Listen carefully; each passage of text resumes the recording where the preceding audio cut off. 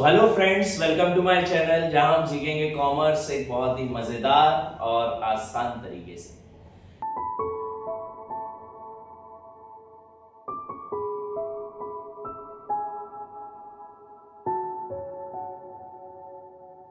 इस वीडियो में मैं आपको पढ़ाने वाला हूं बिजनेस स्टडीज 12th क्लास का एक बहुत important topic, principles of management by F.W..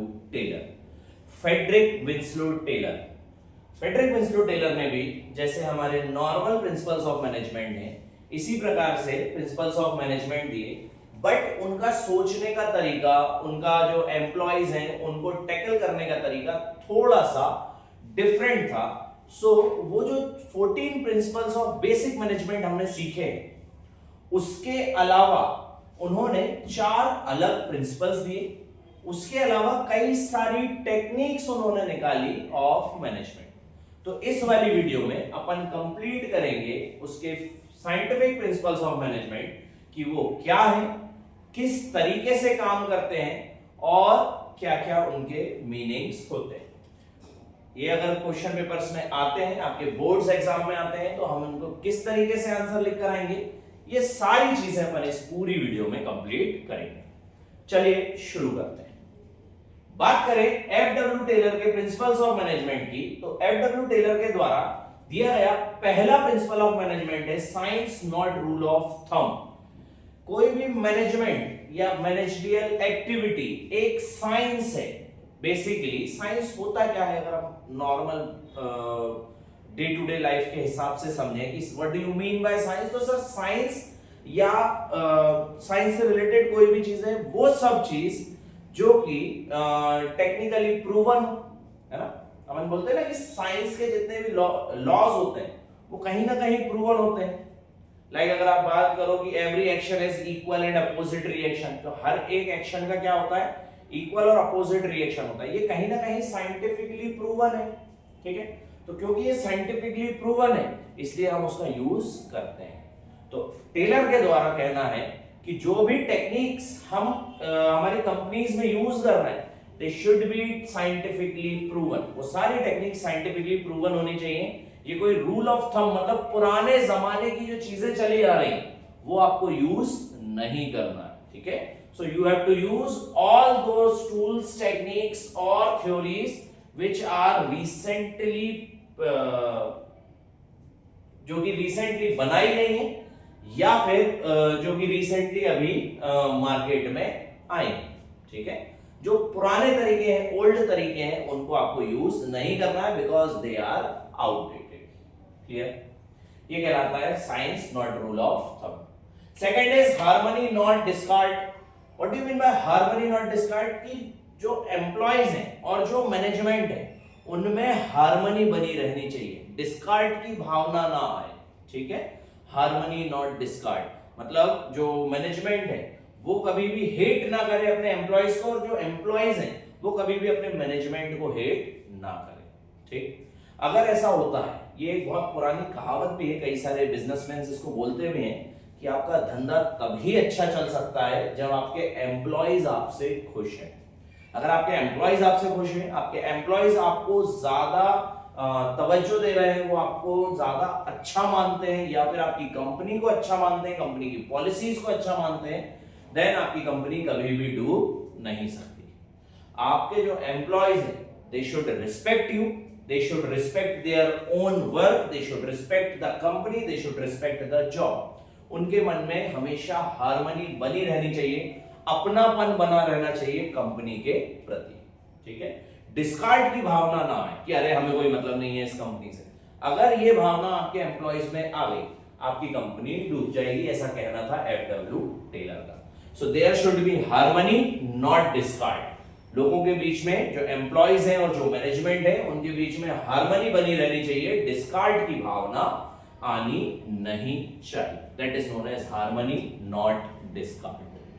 फिर बात करें कॉर्पोरेशन नॉट इंडिविजुअलिज्म। लोगों के बीच में कॉर्पोरेशन होना चाहिए, इंडिविजुअलिज्म नहीं होनी चाहिए। मतलब सिर्फ मैं मेरे पॉइंट ऑफ व्यू से बात नहीं करूंगा, ठीक है।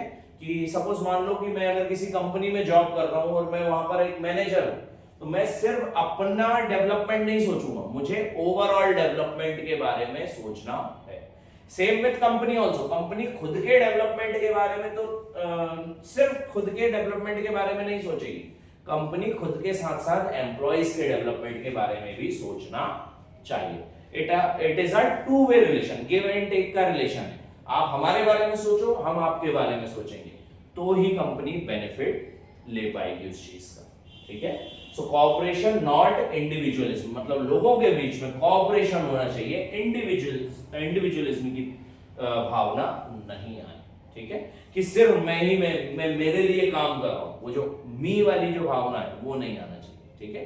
It should be we not me, clear है। तो इसको बोलते हैं cooperation not individualism. And the last one is development of workers to their greatest efficiency and prosperity. किसी भी कंपनी को या किसी भी मैनेजमेंट को उसके जो वर्कर्स हैं उसकी अपनी क्षमता से ज्यादा प्रोस्पेरिटी तक उसको स्किल्स प्रोवाइड करानी चाहिए, उनको उस चीज को लिए मोटिवेट करना चाहिए, मॉनिटरी और non monetary whatever it may be, उसको ट्रेनिंग देनी चाहिए, on the job of the job training देनी चाहिए, ताकि वो अपना बेस्ट दे पाए कंपनी के अंदर, ठीक है। That is known as development of worker to their greatest efficiency, कि डेवलपमेंट करना है आपको वर्कर का कितना, उसकी बेहतरीन सबसे बेस्ट एफिशिएंसी तक एंड उसकी prosperity, that is known as development of workers to their greatest efficiency and prosperity. तो एफडब्ल्यू टेलर के द्वारा दिए गए ये 4 साइंटिफिक प्रिंसिपल थे। पहला, science not rule of thumb, मतलब आपको मॉडर्न टूल्स एंड टेक्निक्स का यूज करना है, पुरानी टेक्निक्स का यूज आप नहीं करेंगे, क्योंकि जमाना जो है वो एडवांस होता जा रहा है, मॉडर्नाइज होता जा रहा है, so you need modern techniques to do the work, ठीक है। सपोज मान के चलते हैं ये पेन को बनाने में अगर 100 रुपए लगते थे पहले, या फिर इस पेन को बनाने में 10 मिनट लगते थे पहले, अभी हमारे पास मॉडर्न टेक्निक्स है, हमारे पास एक ऐसी मशीन आ चुकी है जो इस पेन को बनाने में मात्र 2 मिनट लेती है, तो हम उसका यूज करेंगे rather than rule of thumb या फिर उस पुरानी मशीन के लिए, ठीक। It is known as science not rule of thumb. Harmony not discord, लोगों के बीच में हार्मनी की भावना आनी चाहिए, डिस्कार्ड की नहीं, मतलब कंपनी और workers they should be in a good relationship, उनके बीच का जो रिलेशन है वो सबसे बेहतर होना चाहिए।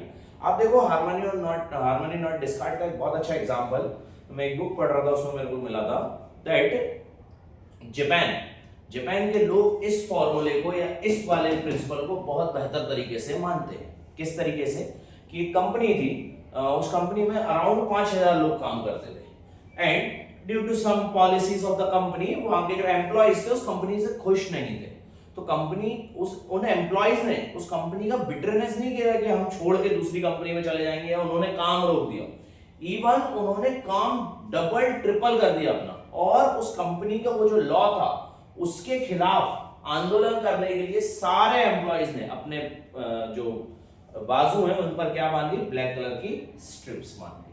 That is known as harmony not discord, कि हमारे मन में कंपनी के प्रति हार्मनी की भावना रहनी चाहिए, डिस्कार्ड की भावना नहीं। आप जो भी काम कर रहे हो उसके प्रति आपके लिए हार्मनी की भावना रहनी चाहिए, डिस्कार्ड की नहीं। सेम विद कंपनी ऑल्सो, आपको किसी भी एम्प्लॉइज के प्रति डिस्कार्ड की भावना नहीं रखनी, ठीक, हार्मनी की भावना हमेशा होनी चाहिए। Then cooperation not individualism, a person should behave or the company or the worker should work in a corporate manner or a cooperative manner, not individualism, अलग अलग भागना नहीं है। सपोज 10 लोग काम कर रहे हैं, 10 अपने लिए नहीं काम करेंगे, वो 10 मिलके 10 लोगों के लिए काम करेंगे, that is known as cooperation not individualism। And the last one, development of worker to the greatest efficiency and prosperity, ये प्रिंसिपल बोलता है कि हमें किसी भी एम्प्लॉय की अब उसकी बेस्ट एफिशिएंसी तक उससे काम लेना है, ठीक है, और उसके लिए अगर हम उससे ज्यादा पे भी कर रहे हैं तो we should pay that amount, ठीक। So we have to give the workers उसकी जो प्रॉस्पेरिटी है, उसकी जो एफिशिएंसी है उतना काम, ठीक है, हम किसी से कम किसी से ज्यादा नहीं लेंगे, that is known as development of workers, ठीक है। सो होपफुली आपको ये चारों प्रिंसिपल समझ आए होंगे। इसी प्रकार की छोटी छोटी वीडियोस के साथ जो कि आपके छोटे छोटे कॉन्सेप्ट्स क्लियर कर रहे हैं, मैं डेली वीडियोस डाल रहा हूं। Please watch the channel, watch the videos, like share subscribe my videos. Thank you so much and all the best for your exams.